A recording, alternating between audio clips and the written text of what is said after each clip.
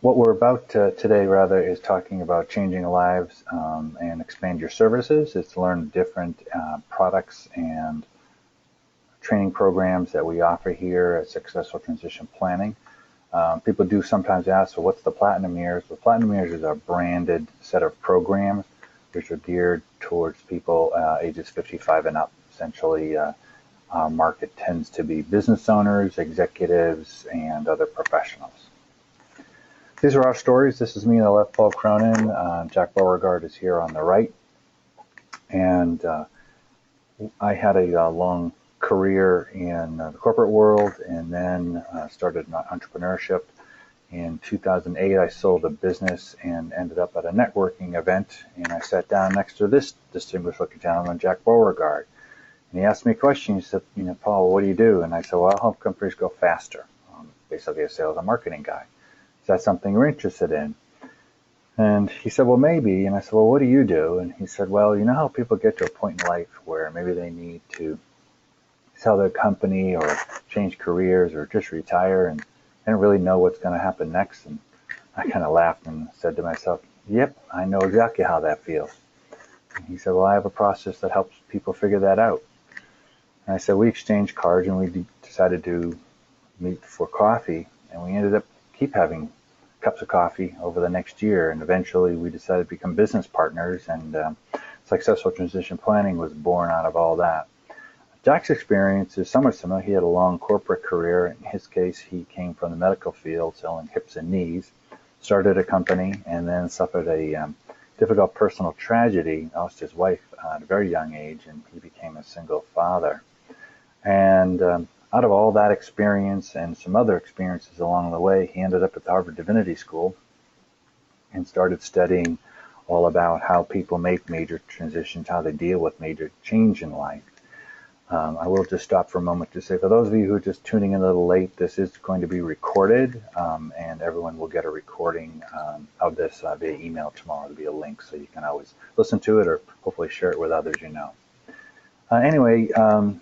So along the way, he discovered this process through his research at Harvard and built a business around there. He had been doing a lot of work in the M&A space with some very large companies such as Cisco, when Company A was buying Company B and going through all the personal, cultural issues. And eventually, in 2008, he decided to really just focus on this principal inflection point that people are going through, and specifically business owners. We've since, of course, expanded that over the years to include all kinds of different professionals and work with lots of different people in life. And in going beyond his initial process, we have now created a whole series of books and handbooks and workshops and online tools. We're going to discuss more of those in a minute. So this is a little bit more about who we are. We're recognized in the U.S. We also have partners around the world, and we have trained people in the U.S., Australia, Canada, South Africa, and United Kingdom. Over 50 different people use our programs and tools, and everybody is independent of us. Jack and I are the principal owners of the business, and this allows great flexibility in how the programs and tools can be implemented all along the guidelines of the fundamental trainings and so forth that we have developed. Here's why some people choose STPI. It's our shorthand for our long company name. They're very effective. Frankly, we have continually heard from people who go through the programs that it helps them get unstuck, really dealing with these inevitable major transitions in business and life. We think that they're very effective programs, and we have been told by people we've trained that it really allows them to leverage some of their other professional services. We provide some marketing tools for lead nurturing. We have what we call the Advisor Network, which is on our website, theplatinumyears.com. And it's a place to put your profile, helping you understand, get exposure to other people and over time. And then, of course, all of our assessments and docs and tools we now keep in the cloud. So everybody who goes through our programs or needs our materials, whenever they need to get things, they can download them. And they always have the latest up-to-date versions. And we keep all of that in an easy-to-track online dashboard. We even have a few online ads that people can use. Essentially, there's 4 ways that people can offer our programs and services to their clients. There'll be a product partner, which is kind of what it sounds like. You buy certain products from us, and then you either incorporate them directly into your program or sell them in some other form. And you can be an Explore coach, which deals specifically with sort of the non-business owner part of the our clientele, executives, professionals, and such. And then the business transition advisor, who works almost exclusively, or I should say exclusively, with business owners. So people from the mergers and acquisition space, the banking space, business consultants. And then a transition planning consultant, which is really our highest level. And these are folks who deal with all walks of life, and they learn our full suite of programs and products and tools. In many ways, this is sort of our ultimate deliverable. It's what we call a framework for purposeful living. And this can be delivered in a number of ways. There's a 2-day workshop, there's private coaching, there's even a new handbook that we are about to release, hopefully on Amazon in the next month or so. And the goal really is for each person, as they're looking at this major inflection point in life, to really understand that the work in many ways created a tremendous amount of purpose in their life, and if they're somehow going to be leaving or cutting it back or leaving full-time work altogether, there's a tremendous amount of time that they will now have, quote unquote, on their hands. And this whole myth of just lying on the beach or going on cruises and so forth, that's somehow going to give you fulfillment is really nonsense. It's a nice vacation, but it's not necessarily a meaningful life. So what we do is this sort of amorphous idea of leaving work or retiring, whatever you might want to call it, and say breaking it down into 10 components. So we're going to live a long time, and people who are reasonably healthy in their 60s are probably going to live another 20 to 30 years. So hopefully you can stay as healthy as you can for as long as you can. So you have to figure out what you're going to do to keep yourself physically healthy. So we help people brainstorm ideas, balance different options, and then choose a primary activity or set of activities. In the same way, intellectual stimulation. Most of us get a lot of intellectual stimulation from our work, hopefully, and that's got to be replaced in some form. And I'm sorry to tell you this, but crossword puzzles and Sudoku are just not going to cut it. You've got to think about maybe it's a new challenge, learning a language or a musical instrument, or learning enough so you can teach others. All of those things keep your brain engaged. And I just saw a tidbit yesterday. I've got to do more research on it, but saying that when they look at people who are survived well into late ages without suffering from such as Alzheimer's, they find that those people typically have continually used their brain and continually challenged their brain, and that often comes from dealing with stress, such as learning a new language or learning an instrument or whatever the case may be. Recreational creative is what a lot of people think that they need to do and focus on and look forward to doing at this stage of life, but we really challenge people to go beyond golf, gardening, and grandkids. What about art, music, dance, or poetry? These are all great ways for people to be creative, to have a sense of recreation, if you will, but also that can be more integrated and different than sort of the traditional activities. Many of the people we work with, have spouses or partners, and some, used to have. Maybe they want to one day again. And either way, it's very important that you maintain those relationships. And talk a little bit further about this, how critical it is, and what's happening to marriage in the United States and around the world, for that matter. Activities with families are important. Let's face it, for those of us who have dealt with aging parents and have buried them, in my case, the reality is that the older you get, the more dependent you may become upon family members. So that's going to happen to us too. I'm 56, I'm relatively young, but all things being said, I know that's ahead of me. And so want to maintain good relationships. And I apologize, I'm being told to get a little audio challenges here, so hopefully we'll stay connected. So also with figure out where you're going to live. You've got some issues where some people may decide, I need to downsize, or I've always wanted to build the dream house, or We want to move to a warmer climate and so forth, snowbirds, what have you. Well, you've got to really think very deeply through those issues. What's important about that? What part of the world do you want to live in?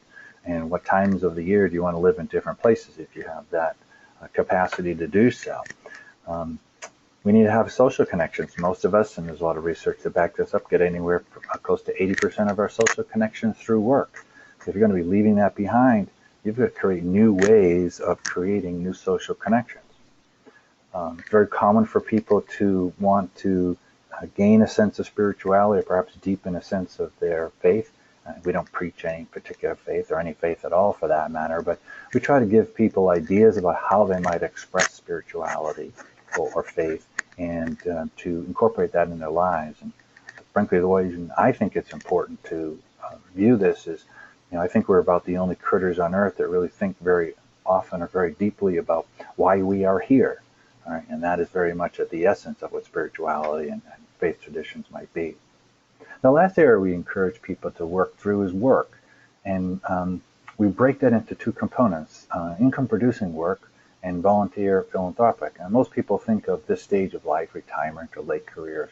You now have time to do things, or perhaps if you're fortunate enough, you have some money that you might wish to donate and be useful. And what we encourage people to do is, create a plan around it that makes sense. What activities, what organizations do you want to devote your time or money to, and how do they sort of honor the values that are important to you in this life, at this stage of life? One may have been involved very, youth sports earlier in your life when you were raising kids, which is my example, and now you're thinking about different ways, different organizations you can align yourself with that are more in line with this stage of life. This last part, income-producing work, is a very purposefully chosen phrase. A lot of people think, my goodness, I've just retired, I just sold my company. The last thing I want to think about is work. But the simple truth is, there's a lot of research again around this. Merrill Lynch released something. Is most people who leave a business or retire only do so for a short period of time, 18 months, maybe 2 years, where they just want to sort of play and take a break. And they eventually come back to create some sort of meaningful work, often paid in some form.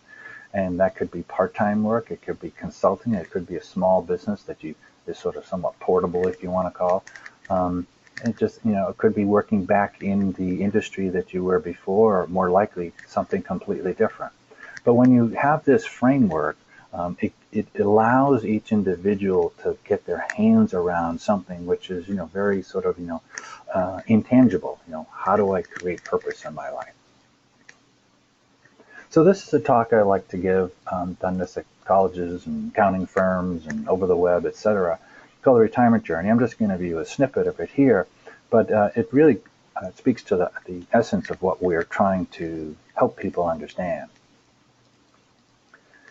So I wrote a blog a while ago called Retirement, a Big Fat Lie, and I got all kinds of great response and shares and likes, which was terrific. But in many ways, if you think of the world that we live in, it's sort of divided in this philosophy of, there's work where you're kind of Sisyphus, pushing a rock up a hill, right? And every Monday you're down at the bottom of the hill, and Friday, thank goodness, you're at the top of the hill. And then, of course, what happens on Monday morning?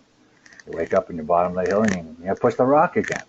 And well, the alternative to that is retirement, right? You're sort of sailing off into the sunset, or you're getting the golden handcuffs, golden handshake, as it were. But in all seriousness, is that the only alternative? What else is there? Well, then you have to think about, well, how do people really retire, and what do they get out of it? So I want to share a couple of stories around there. So the first story is Jane.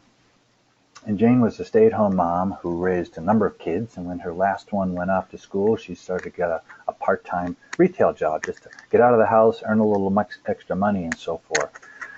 Well, a number of years went by, and then her husband, who was just a little bit older than her, he retired after 40 years worth of the company. And he came home and was sort of wondering why you keep working in this part-time job. We don't need it. I'm retired. I want to travel. We want to do this. And so after a while, she eventually gave up the part-time job, and they did travel, and they had fun, and got to see the grandkids and so forth. And then her husband got sick. And a few years later, he died. And unfortunately for her, I ran into her a little while later, and I said, gee, Jane, how are you doing? And her answer really startled me. And she said, Paul, I have to tell you, this retirement is for the birds. I never should have given up that part-time job, and now I'm too old to go back. Another example is Sue. Sue was a very successful administrator in higher education, and her husband was quite a bit older than her, had retired earlier. And she said, Paul, things are sort of driving me crazy. I was busy for a little while helping my daughter get married, and that was great. But, I get up in the morning, and my husband, he's a consultant and a part-time instructor at a local college. So, he gets up in the morning and he has his schedule for the day. And I think to myself, well, I've got one or two things to do today. And then the next thing I know, I look up and it's 3 o'clock and I say to myself, boy, I didn't get much done today.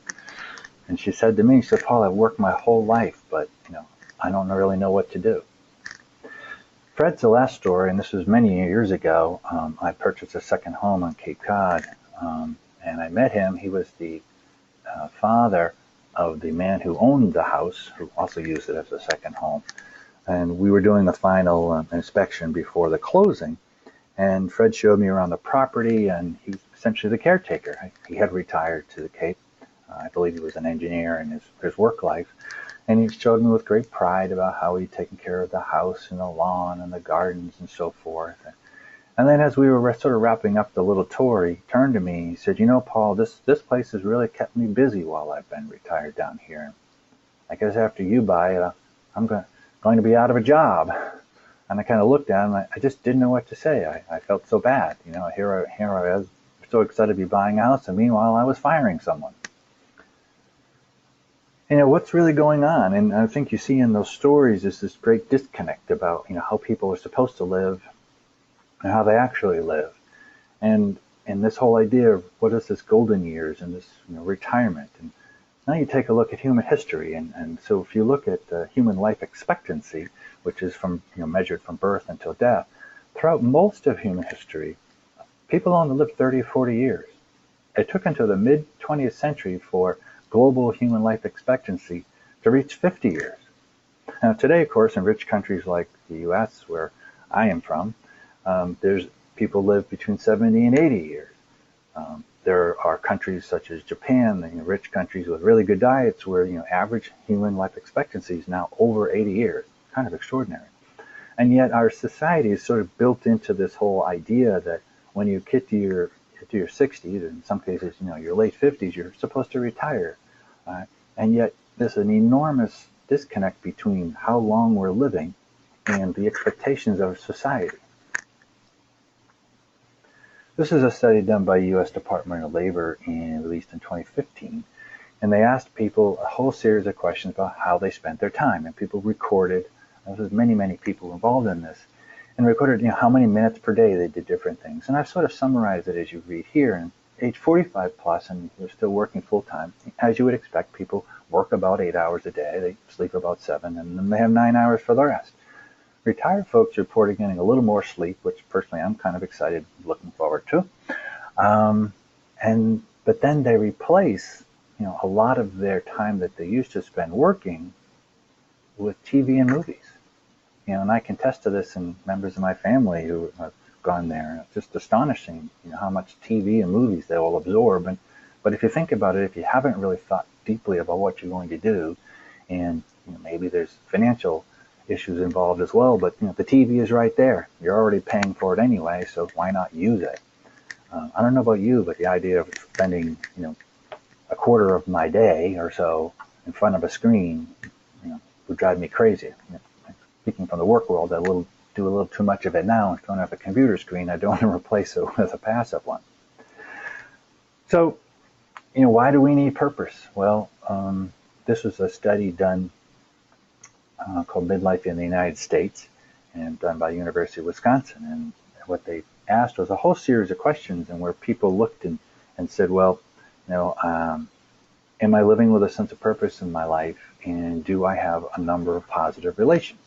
what they found over this 14 years is the people who consistently answered yes to those series of questions, ended up in that place. Most of those people were alive. And the people who along the way reported, no, I don't really feel I'm living with much of a sense of a purpose, and I don't have a lot of positive relationships in my life, most of those people were dead. So if you ask, why do you need purpose, or does someone say to you, why do you need purpose? Because purpose can save your life.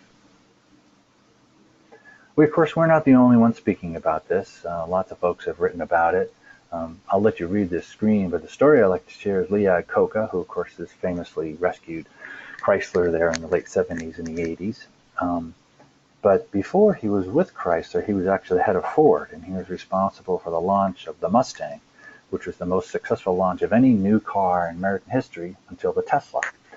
At any rate, shortly after that, Iacocca got enormous press, of course, for his great success at Ford and with the Mustang. And he was called into the office by Mr. Ford. It's still ultimately a family-run company. The Ford family runs it. And Mr. Ford was the chairman. And he sat Iacocca down and he said, "Lee, you're fired." And Lee was reporting this, recalling this story years later in the press.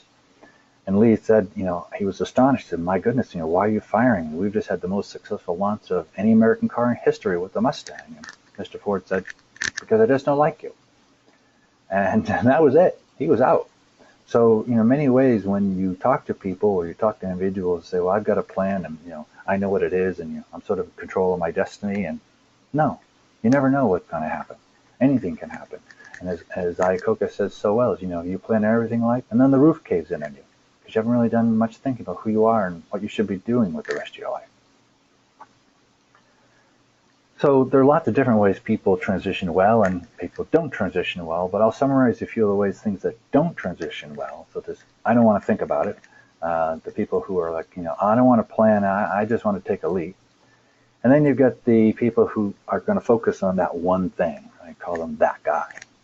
So when you have people say, well, geez, I don't really want to think about it, and this is very often the case of some business owners, they use the R&D method, right? Repress and deny. Well, if I don't really have to think about what I'm going to do with my business, or I don't have to think about how I'm going to leave this partnership, or how I'm going to leave the company someday, it'll never happen, right? See no evil, hear no evil, say no evil.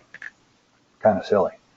And it doesn't work because everybody leaves their business and everybody leaves their career one day. And you only have two choices. You can plan for it on your terms or let others plan it for you. Then, of course, you've got the folks who say, well, I'm just going to take a leap. Well, this guy took a leap, right? Of course, he might have done better off if he was going to take a leap to have a parachute. And I sort of half-jokingly refer to myself as somebody, people ask me, well, gee, Paul, what do you do? And I help people pack a parachute for life. And the idea is that whole framework we talked about earlier. If you're going to take a leap, you may be more likely to survive if you carry a parachute and may perhaps have a softer landing than if you have a handkerchief. And the third, of course, is next is that guy. And we all know this person, right? They hyper-focus on one thing. They talk about golf all day, or gardening all day, or God forbid, their grandkids all day. You fill in the blank, the fishing, the running, what have you. And there's folks who just have become obsessed with a particular thing. And this story that came to my mind that I found fascinating was my business partner went to his, I think, 40th college reunion a number of years ago. And he was with a group of his fraternity brothers and their spouses. And most of the people at that point were retired or close to it. So they were talking about what they were doing in retirement and such. And one fairly successful guy, he just kept going on and on about his lawn. And I have to tell you, this lawn must have been the greatest thing ever, because he just managed to bore the heck out of everyone. And you just don't want to be that guy. Like one CEO told me, he said, Paul, I knew that when I retired, there might be times when I get bored, but I just don't want to become boring, right? Well, I hope no one does, right? But if you fall into becoming that guy, that's what you may become to others. So what is this golden years, right? You're supposed to retire, rocking chair, golf, gardening, grandkids, etc. Sounds terrific. But a lot of people look at that and go, ugh, I don't want that. Well, here's a fun fact. The golden years was a marketing term. Right? The marketing term was created by Del Webb. Del Webb was one of the creators of the first big retirement communities in the United States. And he had a problem back in the 50s and 60s as he was developing these communities. Nobody knew what a retirement community was. They knew what a retirement home was, right? That's where you went when you maybe couldn't sort of care for yourself and didn't have family close by, and it was better than a nursing home. You went to a retirement home. But a retirement community was something different. So he created a concept called the Golden Years, which is a lifestyle. It's everything that we sort of think about today, right? And sort of the epitome of that might be, the villages in Florida where there are sometimes 50,000 houses, all on this age 55 plus housing and so forth. There's all sorts of iterations of this, but it's this whole idea, all right, that you're stopping working and now you're sort of in this place, wherever that is, and that's how you're going to live. And there's a lot of people who, on the one hand, they sort of love the concept of that, but then they find it disorienting because it's so disconnected from reality. Other people, of course, are like, that's the last thing they want to do is sit in a rocking chair all day. I don't want to rot. And everybody has stories of people they know that, they were busy, they were this, they were that, they were a farmer, they were a business owner, what have you, and they retired, 18 months later they were dead. Right? Oh, that's retirement, forget it. That's not golden. Well, then what's the alternative? And so probably heard people say, well, if that's my only alternative, I want to keep working here. I guess I'll go die at my desk. Well, perhaps the next time you hear somebody say that, you might want to share this picture with them. Because this guy, all right, he died at his desk too. Nice tie, nice chair, nice table. But, clearly there's better things you'll do with one's life. And one time I said to a business owner who asked, and he said, is dying at your desk the best that you can do with the rest of your life? And the challenge that I heard from him is, what do you mean? What do you mean by that? He said, well, you know what I mean. I said, this is it? Keep doing this? This is as good as it gets? I mean, you're not Mother Teresa, you're just running a business. So at any rate, it did hit home, and he understood he needed to do something different. And I would say to you, to share with your clients, that share that as well, right? And you may get them to think differently about it. Other challenges when people don't transition well is you can end up with a lot of unhappy spouses. Of course, you got Velcro husbands, a little term I use, and that's very common for someone who's come home for 40 years in business, what have you, and suddenly they're around a lot. And I don't know about you, but in my house, my wife is definitely in charge of the house. But if you're around a lot and you're sort of in conflict with the person who's in charge of the house, you can have a lot of issues. Velcro can sometimes be that husbands don't necessarily have a lot of activities outside of work, and so they become in many ways stuck to or dependent upon their spouse. That can drive spouses crazy. Another challenge that comes up is you marry for better for worse, but not for lunch. Very sadly, there are a lot of addiction and dependency problems that are cropping up in the boomer generation now. And then, of course, there's widows. There's the traditional widows. Oops, sorry about that. There's the traditional widows that are we all know about, of course, very sadly. But then there's also, golfers' widows and fishers' widows. I mean, there are even runners' widows. I have a family member whose husband loves to run constantly. He's all these events, and she jokes and said, I'm not his wife anymore. I'm a support team. Right? And that can create a lot of unnecessary stress when people aren't really thinking through, how are they going to be managing this relationship for the long haul. MLS doesn't stand for multiple listing service. In this case, it means married but living separately. It's very common for one partner or spouse to be older than the other, and that person may retire sooner. And they may even go so far as to move to the retirement home, communities, whatever you want to call that. And the other spouse is continuing to work for whatever reason, and that distance does not necessarily make the heart grow fonder. And another leads to, some cases, gray divorce, and gray has to do with the color of one's hair. So this is a study of the Gray Divorce Revolution released back in 2009 by Bowling Green State University. And what the researchers looked at is, what were the divorce rates for people age 50 plus? And typically, people age 50 plus are in long-term marriages, 20, 30 years or so. And what they found is 1990, the divorce rate was only about 10% of all divorces were age 50 plus, these sort of longer term marriages. By 2009, that had risen to 25%, so a massive increase. And the projection was that somewhere between 30 and 35% of all divorces would be the age 50 plus crowd. So it just goes to show that this, sort of the pig in the python of the boomers going through. And we believe that, what is causing this is a lack of common outlooks and values. And when people spend the time to work on that, they are more likely to stay connected and hopefully more likely to stay together. I want to talk a little bit about a journey versus a transition. So most of us are accustomed to a journey where, we got up this morning and, we had to go to work. So we knew where we were, we knew where we were going, and most of us have memorized the route to get there. But a transition is different. You actually start with the end. You know something is ending. You're leaving your business, you're leaving your career. And you don't need to start some sort of new beginning, but you're not necessarily sure how to get there. And that causes a lot of anxiety. And that's what the big difference between a transition and a journey. It's a different sequence of events. Now, what we think in order to sort of counter that is you need a new way of thinking. Many of you have probably seen this in the past where, the optimists are supposed to say, well, the glass is half full, and the pessimists are supposed to look at this and say, well, the glass is half empty. But we actually say something different. You see that the glass is actually perfectly balanced. It's half full of air and half full of wine. So that's what this new way of thinking has to be.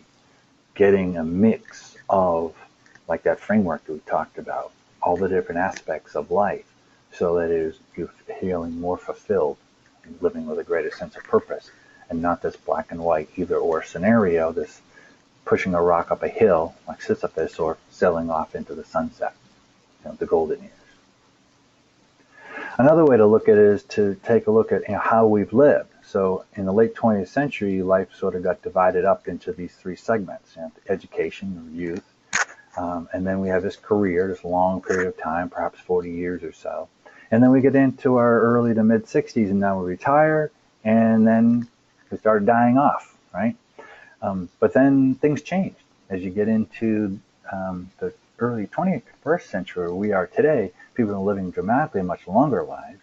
And so in some cases, people are able to extend their careers, but, as anyone who's watched the news and followed it is, there are a lot of companies, a lot of organizations that are very, very happy to offer early retirement packages to people. Now you've got, relatively young, vibrant people, in their 50s who suddenly are out of full-time work. And the marketplace for people in that age bracket can be quite difficult to replace that. Then you've got this very long period of time. So you have to sort of manage this in a different way. And you have to think differently about what a career means, and how many careers you might have in your life, and whether it's going to be a similar kind of career trajectory that we sort of looked at when we were all back in college. And the likelihood is it's probably not. And you have to think differently of how you're going to accomplish what's important to you, and frankly, how you're going to live. We have run a number of exercises when we work with clients, and these are two short ones, extracts of ones that we use. So one of this is thinking about your identity. And you can spend a moment if you want to do this now, or watch the recording later. But the idea is to start thinking about who you are outside of work. So the way the exercise works is you start with, outside of work, what do I enjoy doing? Outside of work, what gives my life meaning? Outside of work, what do I honor and respect myself for? And so forth. And what people do is they go through this series of questions, usually I think a dozen or so.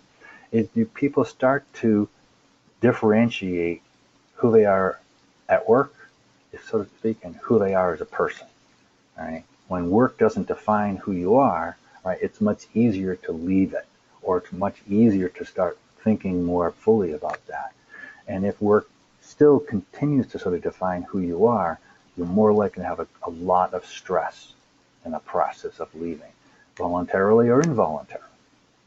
The other is life transitions exercise, and basically you take a piece of paper, write 4 columns, write down an event, the age or the year if you can't remember how old you were, and the lessons learned. And the idea is we all go through many different transitions.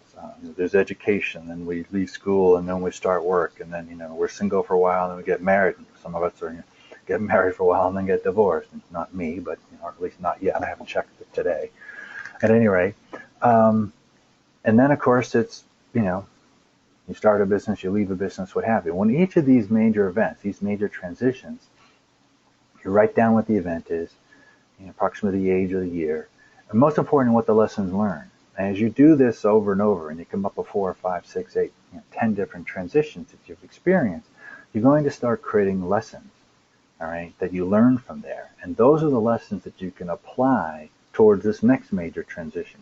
How do you leave your business? How do you leave your career? How do you start over?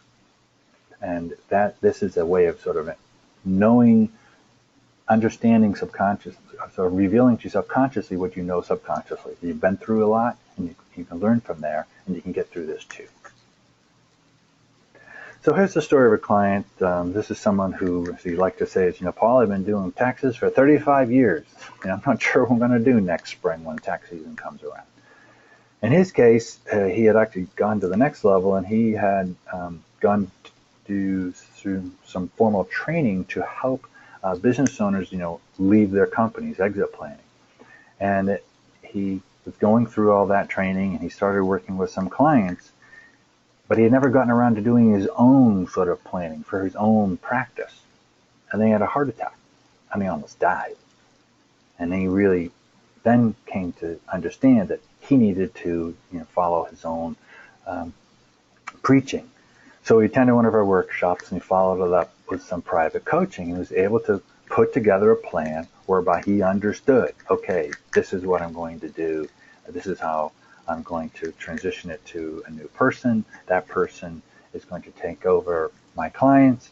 And I ran into him at a holiday party a little while after he'd gone through the whole transition. He was so excited to tell me. He says, Paul, I used to go around at these parties, and everyone would be coming to me with this problem, a tax problem, whatever.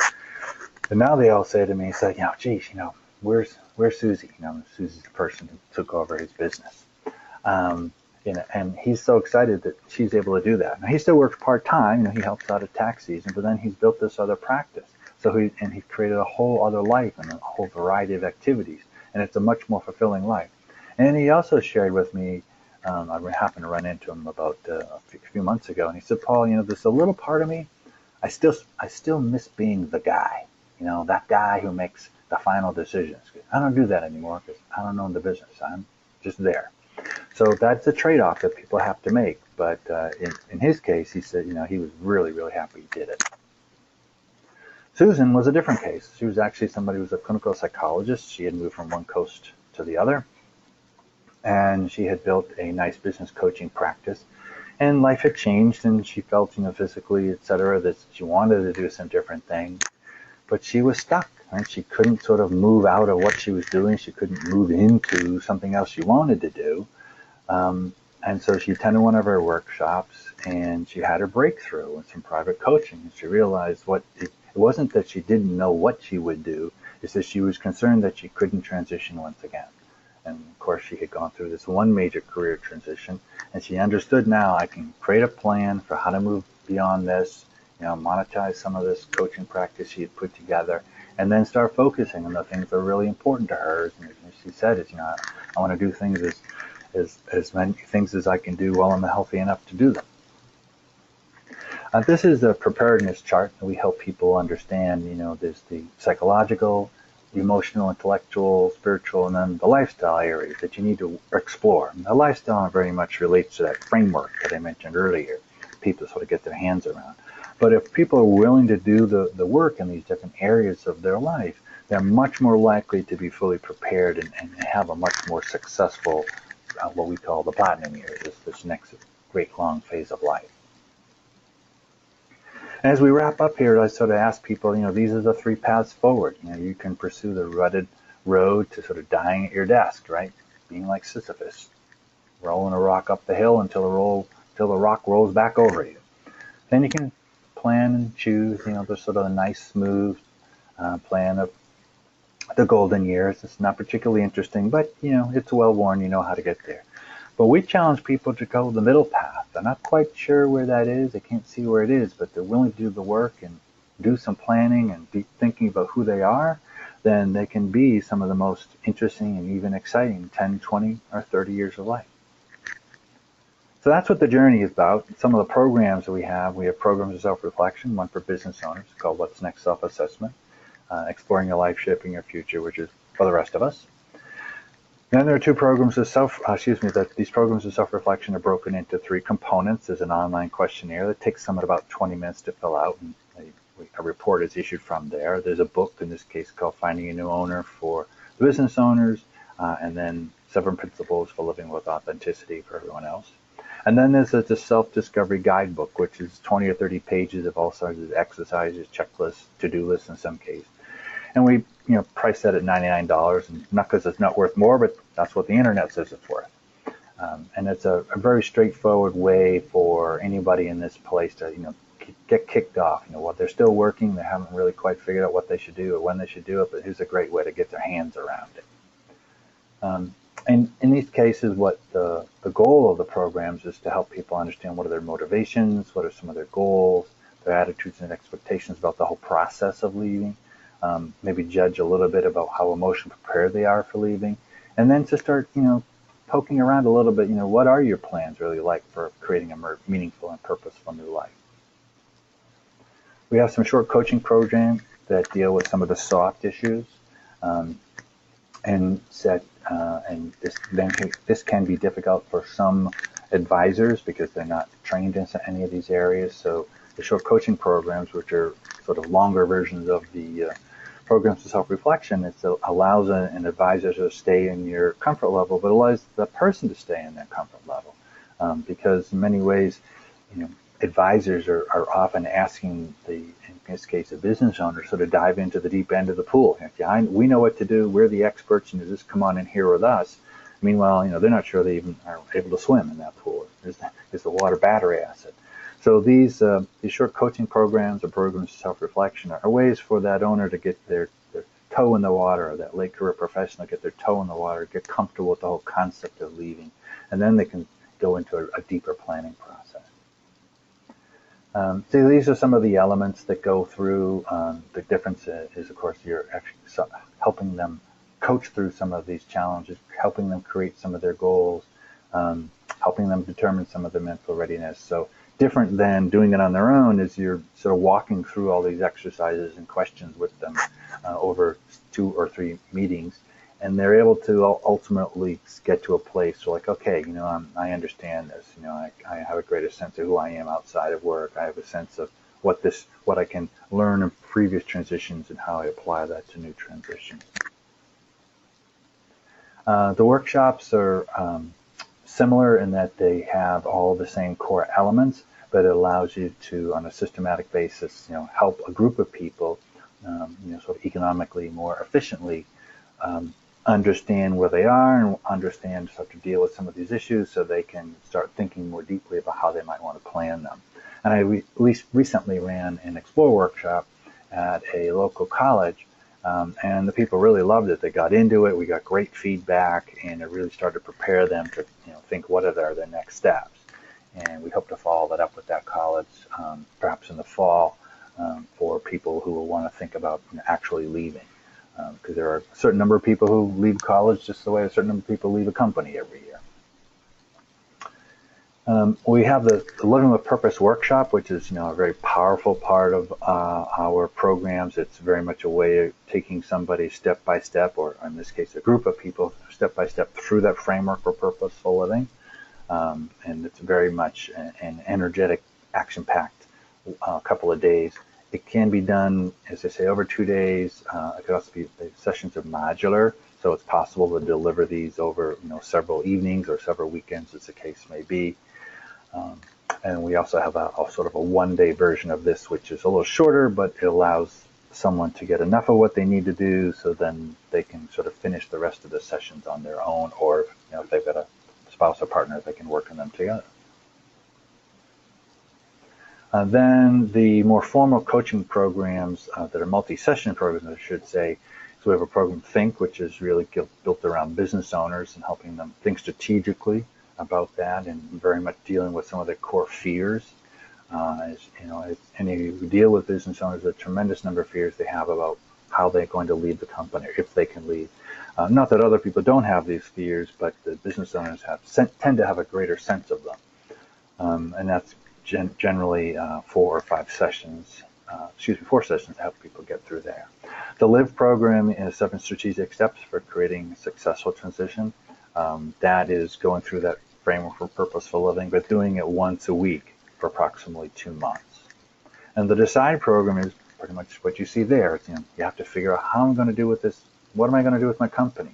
We take people through 10 different exit scenarios, everything from selling the company to an outsider to doing nothing at all, or turning off the lights. And through 4 or 5 sessions, you're able to logically help an individual who owns a business make that decision, so they know and they sort of own the decision from an emotional standpoint. And as I like to say is, if you go to a car lot today, there's 1,000 cars, right? These giant car dealers that we have. And so, how do you choose which one? Well, you have to start knocking off the ones, you go through and you say, well, I'm not going to drive a minivan, so you're not going to look at those. And no more SUVs, I'm not going to look at those. No 2-seaters, not ready to do that, or, I'm too old for that. So now, okay, these are 4-door sedans, I want all-wheel drive. And that's what the DECIDE program does. It helps them knock off the options that don't make sense to them, that don't feel right to them. And if a person comes out of with 1, 2, or even 3 options, now they can go to their advisors, their accountant, their lawyer, what have you, and say, I really thought deeply about these options. Now I need to know which one of these is the most viable, and which one of these is really ultimately going to help me achieve what I want, financially, business-wise, personal. Part of our program is the decision-making style report. This is integrated in many of the programs I just mentioned. And we would teach an advisor how to use this. There's these 5 areas, styles, if you will, that people tend to use. This is some research that Jack discovered of a Harvard Business School. And you create a whole series of questionnaire. And when one goes through these questions, it tends to show to them, what are your core styles? So mine, for example, is a prepared style. So there are upsides and downsides to that, right? I like to be prepared, right? So this is a process I use. But, one of the downsides of that is if I feel that I'm not prepared, I'll keep working on it instead of saying, well, the perfect is the enemy of the good, right? And there are upsides and downsides to each. So you as an advisor, if you learn, what your client's style is, you can sort of fine-tune your presentation to them, help them understand the upsides and downsides of their decision-making style, so that they end up making more balanced and robust decisions. This is sort of reiterating some of what I just said, but in goals and all of this is, you need to find core information, you need to analyze it, you have to make a final decision, and you have to implement it. Because if you don't implement your decisions, essentially you just had an exercise in futility. These are some benefits that you would gain from this, hopefully, building a better rapport, helping them meet their goals, maybe possibly working better together, and with enough practice, hopefully making maybe some more money and closing more opportunities, because you understand how people make decisions. Some of the different reports that come out of this describe, what are the backgrounds, the strengths and weaknesses of it, 12 steps for making successful decisions, and so forth. In addition, anyone who goes through the training will learn about this best practices guidebook. And what the guidebook does is, as you see here, is help you recognize different styles, how you might want to communicate to different types of clients based on their decision-making style, what words might resonate with them, and then helping you understand, which programs would be most suitable to them, based on their decision-making style, and how to make them feel confident that it's the right choice. So these are some of the options that we lay out for people. As I say, transition planning consultants get access to all of our tools, the private coaching, the workshops, programs of self-reflection, which they can offer on their website. And some people offer them on the website and do some sort of hybrid coaching around it. We charge $10,000 for that. It's a one-time fee. There's, of course, a payment plan built into that for people who need that. And then there's an annual access fee to the survey center, this dashboard where all the tools are stored. That's $250 a year. There's even a monthly fee for those of you who need that. And we offer a money-back guarantee. So when anyone who goes through this training, at a certain point, we ask them, is this working for you? And what we mean is it working for you? Is it working for us? And really have to be 2 yeses or 1 no. And we, haven't had to do it a lot, but sometimes we talk to people and it's just not a good fit. We say that, they're not a good fit for us, and we refund all their money. Or, we say, I like you guys, but, you're not a good fit for what I want. And we refund all their money. Business transition advisor is someone who's going to focus really on business owners. So they might get the Decide program, the What's Next coaching, What's Next workshop. They can offer the one or both programs of self-reflection on their website, and we have tools to help them do that. Much less training, approximately 12 hours, a much lower cost. And they continue with the fee and, again, the money guarantee. Explore Coach is really dealing with executives, professionals, not dealing with business owners.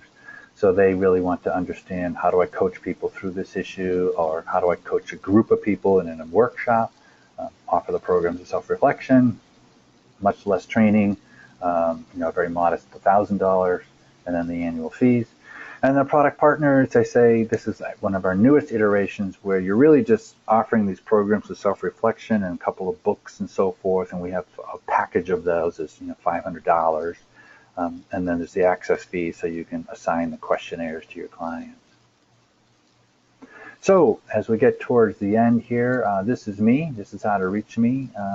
If you want to go into some of the more detail on the programs, you can go onto our website, theplatinumyears.com/product partner, and also theplatinumyears.com/training, which goes through all of that. So I'm going to see if we've got any questions here. Okay, so I'll go back to this page. So one question that came up was, if you start one place, can you upgrade? Yes. So, we've definitely had people who started out in some sort of a coaching advisor level, and then they turn around and say, I really want to become a guru in this area. I want to, I think I can use this in a deeper way. So we give you full credit, take people from the coach and bring them up to consultants and so forth. Product partner is brand new, so I haven't had anybody start there and upgrade. But we would find a way to work with anybody there, because our goal in all of this is to help you get and accomplish whatever it is you're trying to accomplish with your clients.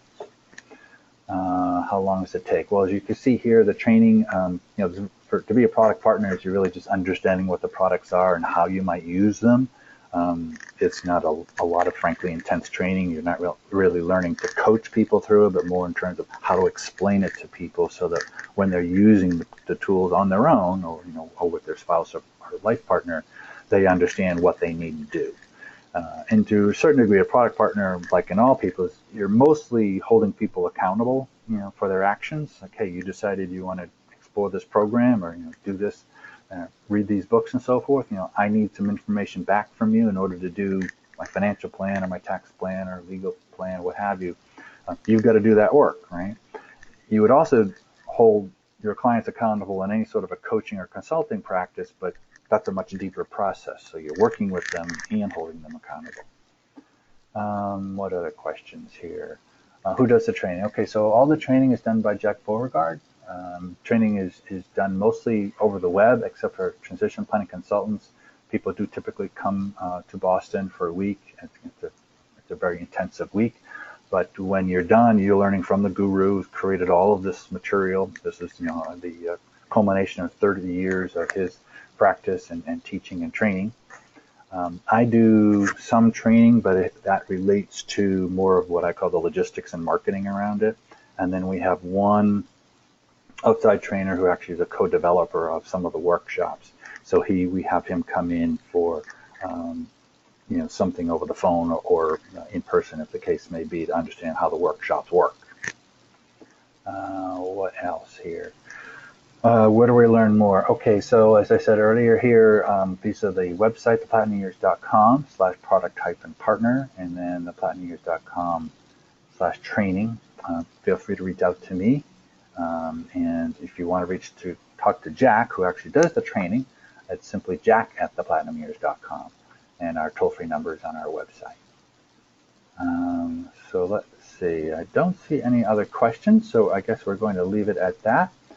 If anyone has more questions, feel free to reach out to me, send me an email, etc. And once again, we will be stopping the recording here now.